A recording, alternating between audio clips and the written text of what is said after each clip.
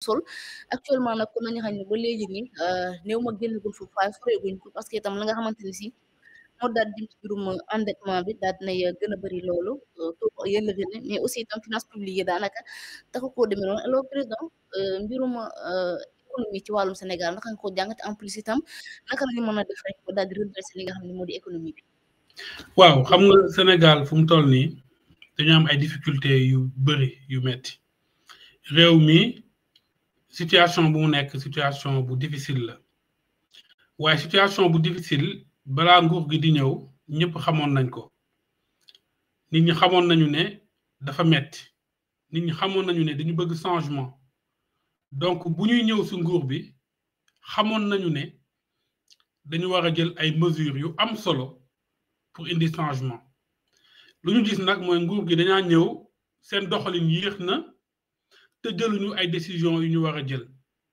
parce que au début lépp lu ñu war a def suñ leen waxee ni da ngeen ko war a def dañuy wax may leen ñu temps amaguñ temps donc dès les premiers mois les Sénégalais alertés mais à chaque fois mu am ñu alerté ñu ne leen teel na donc teel na ba mu mat at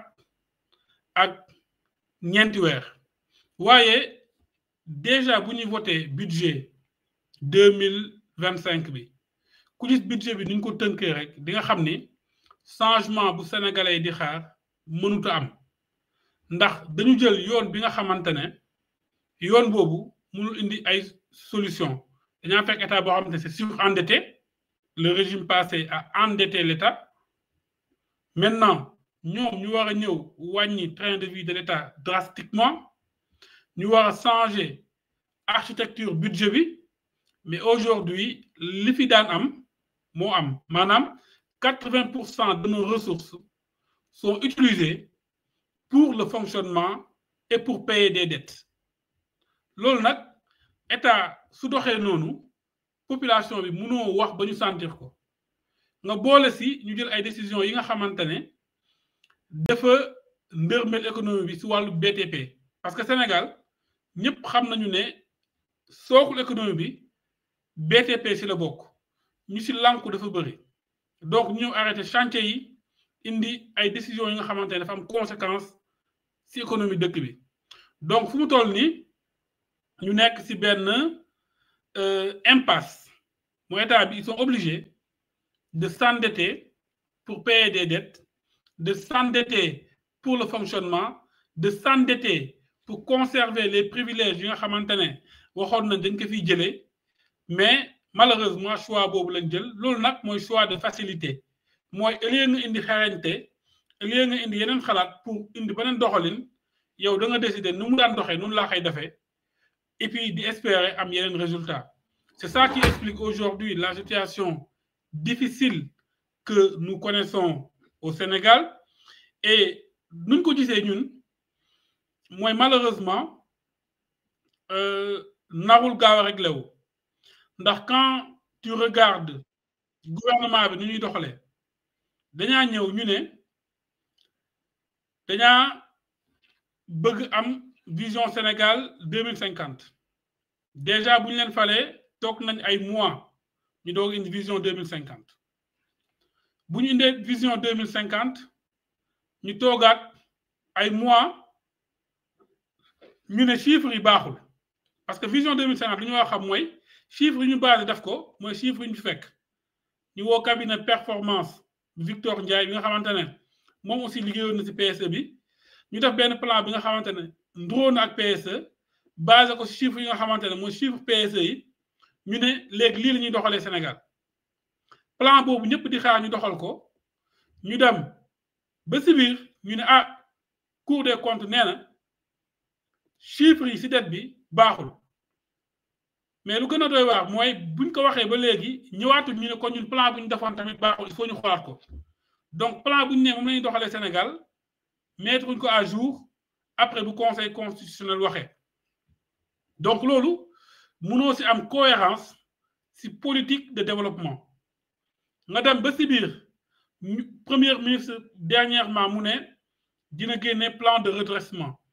donc aujourd'hui kenn xamul Sénégal si ban vision lay dox mais dëkk bi nga xamante ne doxul ci benn vision kenn mënul xaar am ay résultats donc lu vision 2050 wax lu loi de finances rectificative wax bokkul dans la vision 2050 ci plan de développement 2025-2029 ils ont prévu de faire benn financement bu 18 000 milliards dont les 5 000 milliards yi nga xamante ne dafa waroon ñëw ci année bi mais amuñu ko mobiliser wuñ ko kenn gisu ko donc les projets annoncés les plans annoncés ne sont pas en cohérence avec ce que les députés ont voté ak lu ñu nekk di doxal donc dafa nekk pilotage à vue aujourd'hui les Sénégalais doivent savoir que notre État est en maintien amul vision bu koy doxal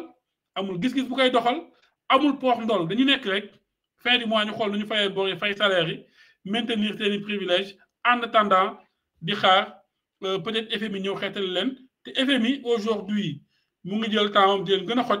pour gën leen mën a exiger lu mu bëgg ndax ñoom ñoo def erreur yi nga xamante ne wàccee nañ notu Sénégal tax nañu Sénégal mën a am bor gën a jafe donc erreur yi bëri na juumte yi bëri na décision yi bon yi bëri na mais loolu noonu yëpp soo ko gisee mënoo ko def ba pare di espérer am ay résultats donc jubbanti bi moom la ñu gaaw soxla ci doxalin parce que ñoom ñu ngi wax jubbanti mais jubbanti ci doxalin ci décision moom la Sénégal yi soxla pour ne pas rater ce mandat parce que man dama bokk suñu jàpp ne ce mandat là est presque déjà raté ils ne peuvent plus se rattraper c'est-à-dire les 5 ans sont déjà perdus ndax lu ñu digoon Sénégal yi dootuñu ko mën def ci 5 ans yi. wax ni mandat bi dañ ko daal di arrêté presque mais dinañ ci ñëw incha allah alors sànq yaa ngi koy brosé sànq FMI daal dinañuy suspendre li nga xamante ni si moo nekk seen programme d'aide bi nga xam ne waroon nañ koo jox réew mi en plus tamit note souveraine bi daal dinay gën a dégradé wu ci li nga xamante ni si moo di bi lépp agence di Standard and Poor's gis nga ni daal dinañ ko yóbbu Sénégal ba B-. alors naka la kon mën nañ jàpp ni actuellement le succès du redressement économique du pays ci lan la mën a dépendre man rek daal di koy mën a yëkkati parce que y a beaucoup de projets yoo nga xamante ni si nguur Macky Sall bàyyi nañ ko foon mais on a du mal justement ngir rek daal di koy teg sur la table surtout ñi nga xamante ni si ñu di askan bi les urgences aussi Sénégalais yi xamuñu exactement fan la ñuy teg seen tànk ci réew mi. fu mu toll nii état bi dafa am problème mu financement donc soo amee problème mu financement lu ngay dundee da nga koy wàññi état bi lu muy dundee dafa ëpp le budget de fonctionnement c'est 80%, c'est-à-dire lu ñuy wut yëpp pour dundee ko la mais pas pour delloo ko ci population yi wax nañ fi fonds politique caisse noire yooyu dañ doon wax dafa araam mais jéemuñu ci dara jéemuñu ko wàññi jéemuñu ko réformer ñu ngi koy consommer Assemblée nationale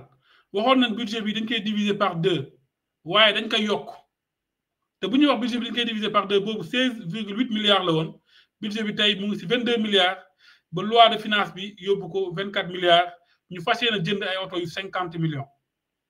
les agences yi nga xamante ne amul njëriñ c'est inutile wax nañ ko waxati ko premier ministre dem na Assemblée nationale xool député yi ci bët mu ne le fin juin dina fusionner agence yi fin juin jot na dafu ci dara donc les décisions yi nga xamante ne mooy li ñuy wax la rationalisation des dépenses de l'État ñu wax ko def vraiment loolu defuñu ko maintenant loolu soo ko defee ba am ay économies des centaines de milliards d'économies parce que man am na plan bu ñu doon bind joxe ko ne dans le budget 2026 l'État doit rationaliser ba am 500 milliards d'économies parce que aujourd'hui rien que sur les intérêts de la dette on paye plus de 1000 milliards on paye 900 et quelques milliards ñu yokk aussi lu ñuy wax les dettes extra budgétaires yu ñuy woowee dettes cachées maintenant rien que les intérêts de la dette état bi chaque année mu ngi fay plus de 1000 milliards mais fooy fayee intérêt de la dette te dette bi ñëwagul 1000 milliards par an mais yow da nga war a def ay économies yi nga xamante ne doo lebiwaat pour fay ay bor da nga war a mën a am économie yi nga xamante ne mooy tax nga mën a fay say bor soo jugee si loolu nga négocier dette bi pour mu élargir ko nu nga ko fayee mu gën a yéex nga def ay négociations parce que tey soo xoolee suñu pétrole bi yëpp luñ ci am si loi de finance bi 75 milliards la donc am na négociation booy def si dette bi tuuti rek looy am si dette bi mu ëpp fuuf looy am si pétrole bi donc d'abord la rationalisation des dépenses de l'État ensuite négocier la dette avec un moratoire. Ensuite, interdire des dettes pour payer des salaires et du fonctionnement. Chaque dette doit servir qu'à l'investissement parce que mënoo leb di fay ay bor da ngay piège bi nga xamante ne duñ ci ñëw mais beneen bu si topp aussi mooy rapidement def ay réformes yi nga xamante ne communauté internationale ak les bailleurs ak les agences nañu amaat confiance ci Sénégal pour mën a yëkkatiwaat note bi ñu mën a accéder au marché financier à des coûts moindres. Aujourd'hui le problème que le Sénégal a mooy dañuy wax mais duñu jëf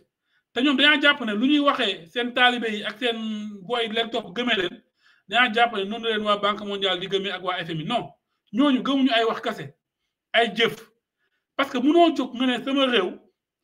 am na fonctionnaire yu fi nekk mën nañu falsifier ay chiffres ñu la ah bon nga ne waaw sama réew ñii dañuy falsifier chiffres kon ñu doon falsifier ñu ngi fi ba léegi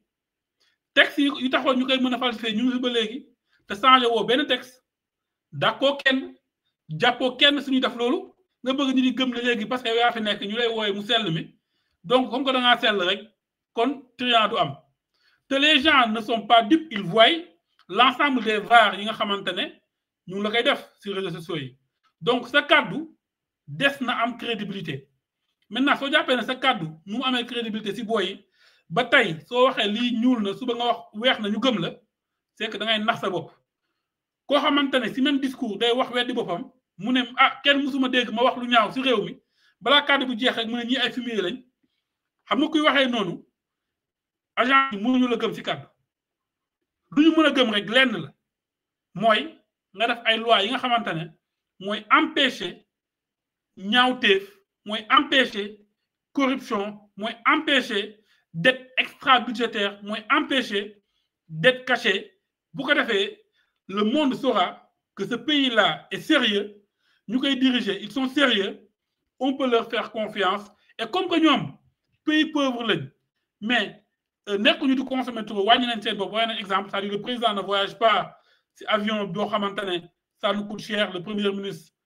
en jet privé loolu c'est pas de bon signal mooy nit yi da nga leen wax ni soo ñu lebalee seen xaalis dañ koy utiliser pour noosee ko waaye duñ koy utiliser pour doxalee ko loolu nag soo koy def kenn du la gaawaati lebal xaalisam ndax dina xam ni yow mi